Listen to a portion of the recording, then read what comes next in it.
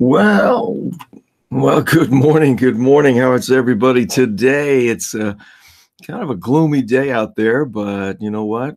We'll have our breakfast with Jesus where it's always sunny. But it's good to be back with you for another of our 8:30 a.m. Eastern get-togethers here virtually. I hope you got some nice Java to enjoy this morning. As I do. Good morning. Let's see. We got Jackie and Joanne and Derek. Good to see you. Franny, how are you? Oh, you got snow out your way? Yeah, we don't have really anything out here, just a dusting. Lisa, thank you. Marie and hey, Al, how are you? Wow, it's been a while. And Jack and Eileen. Wow, Donna, good morning.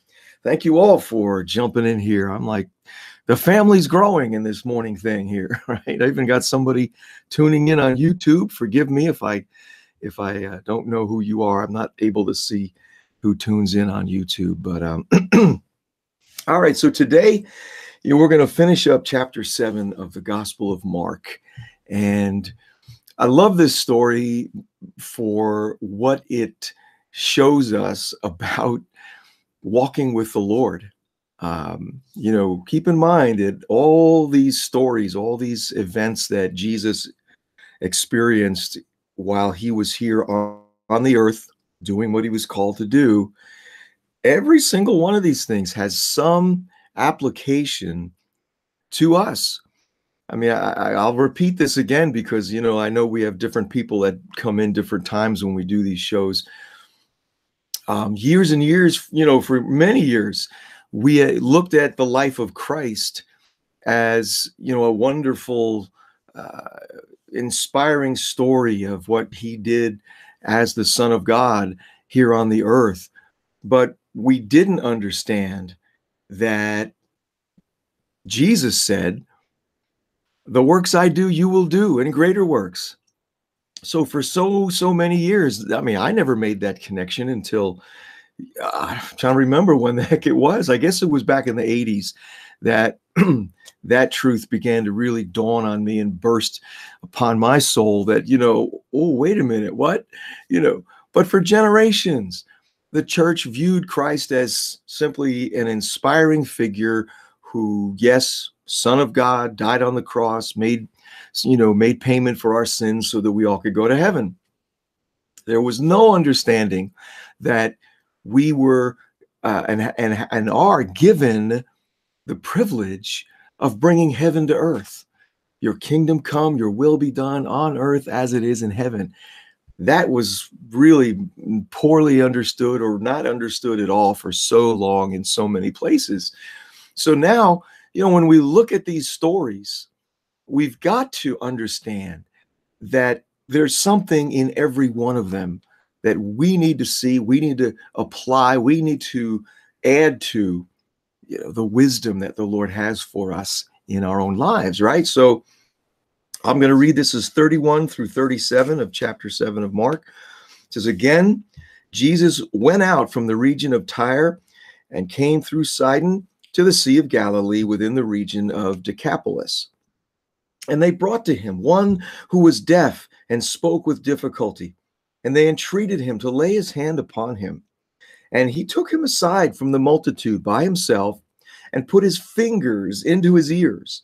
And after spitting, he touched his tongue with the saliva." Try doing that today, right? You get sued. And looking up to heaven with a deep sigh, he said to him, "Ephphatha," that is, "be opened." And his ears were opened, and the impediment of his tongue was removed, and he began speaking plainly.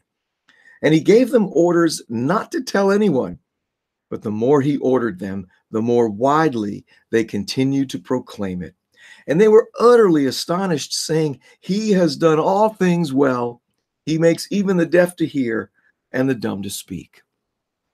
And so, I titled this, one of our videos here, "Expect the Unexpected."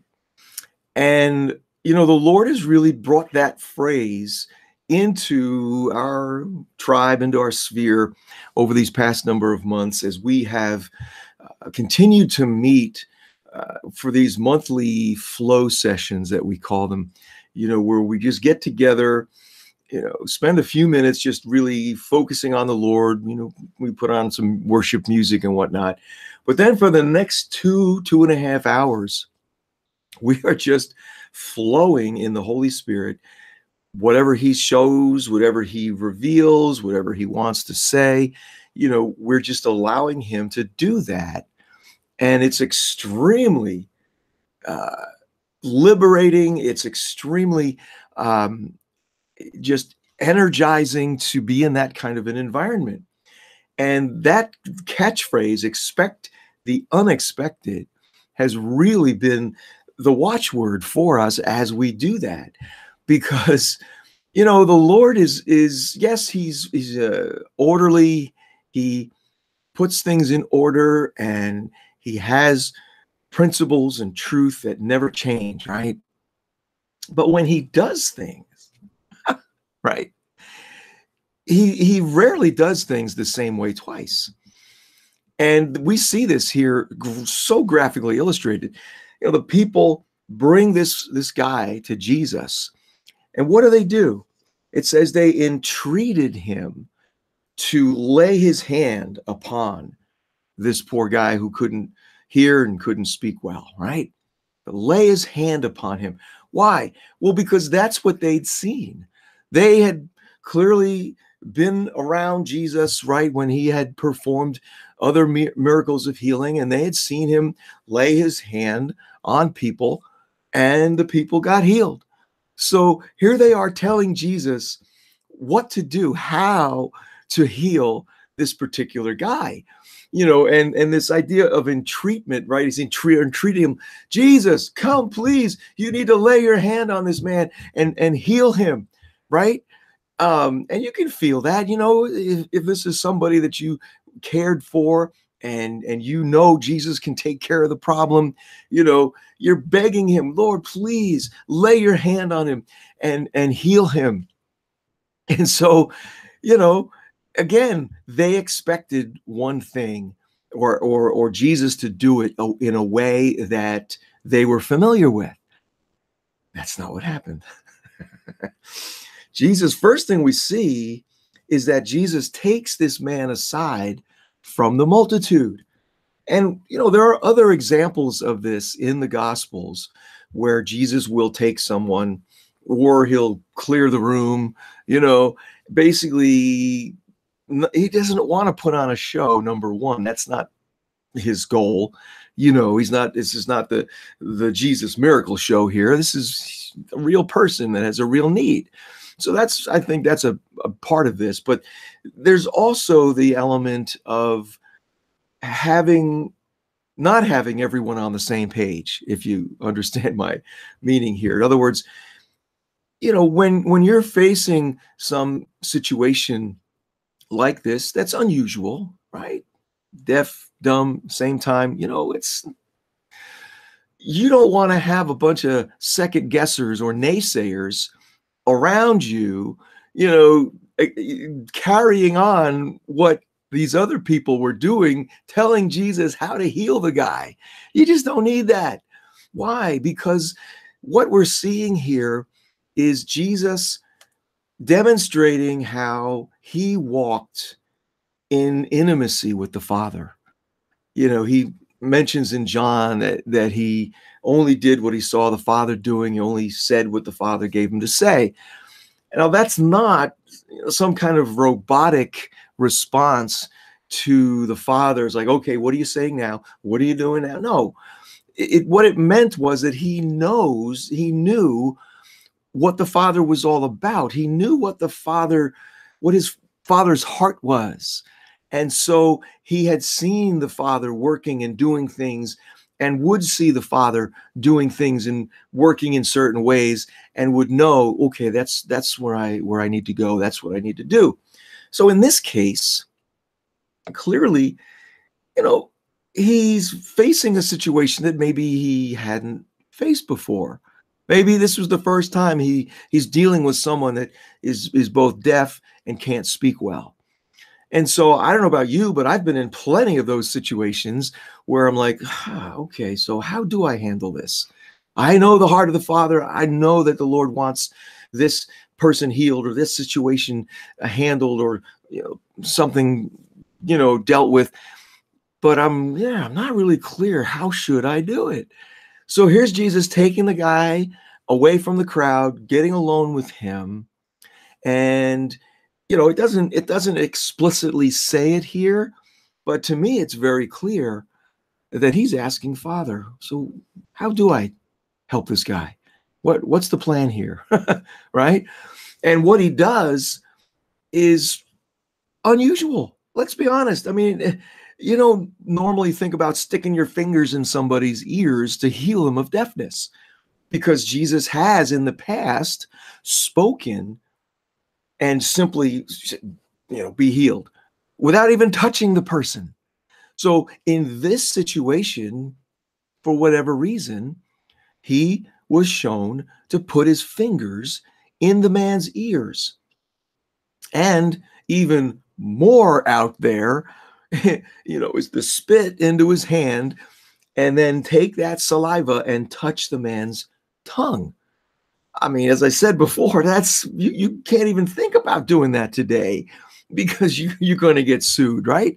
I mean, people walk around with the latex gloves and the masks and everything. There's just such germophobia out there that you just couldn't do that.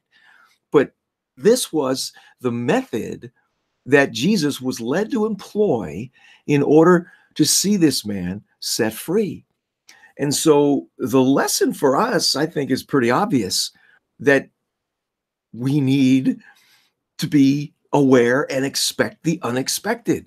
We've just got to have that mindset, that value for not doing it the same way. And listen, once you've gotten involved in praying for healing and, helping people get free, you honestly fall into a routine. Okay, I know how to pray for that. And you just go back to what worked, what has worked over the past number of times in terms of what you say and how you say it and what you do. It's very easy to fall into that kind of a routine. And this example here, I think, really, dramatically tells us that don't do that.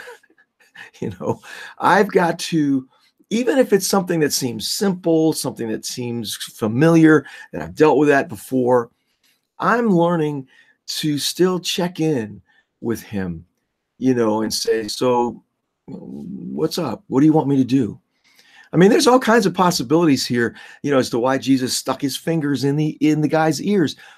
Maybe this was a creative miracle thing where the bones of the middle ear needed to be recreated because they were missing, or the eardrum itself needed to be formed because he didn't have one. We don't know, right?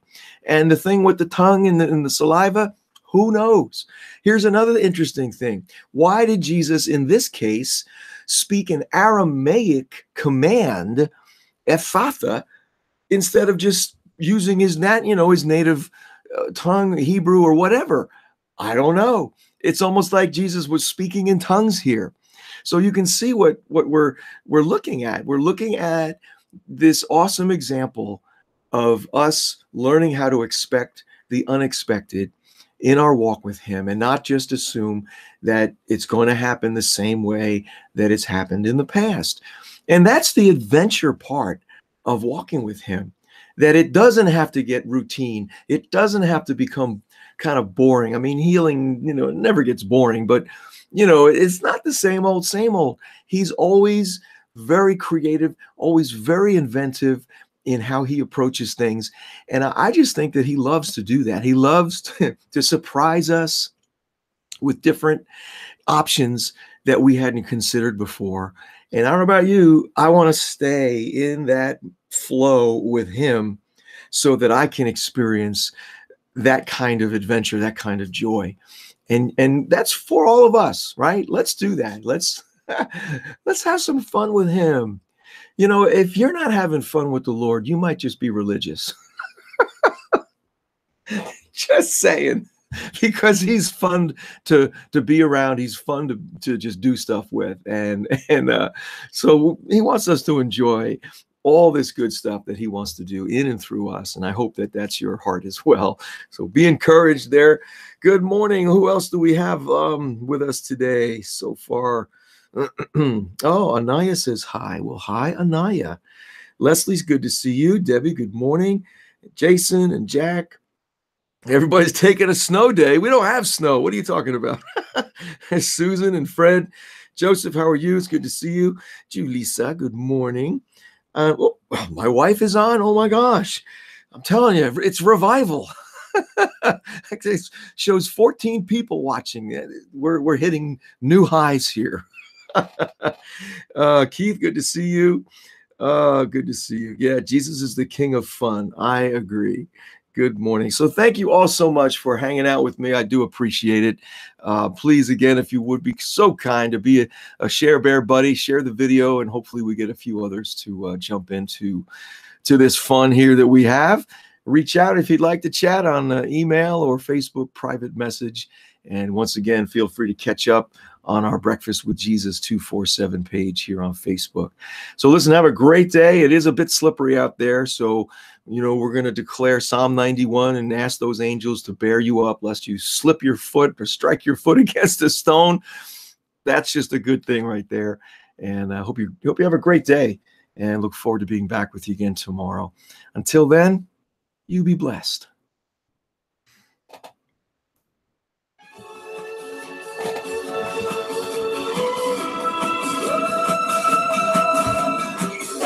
Thank you, Lord, for a beautiful day. Thank you, Lord, for a beautiful day.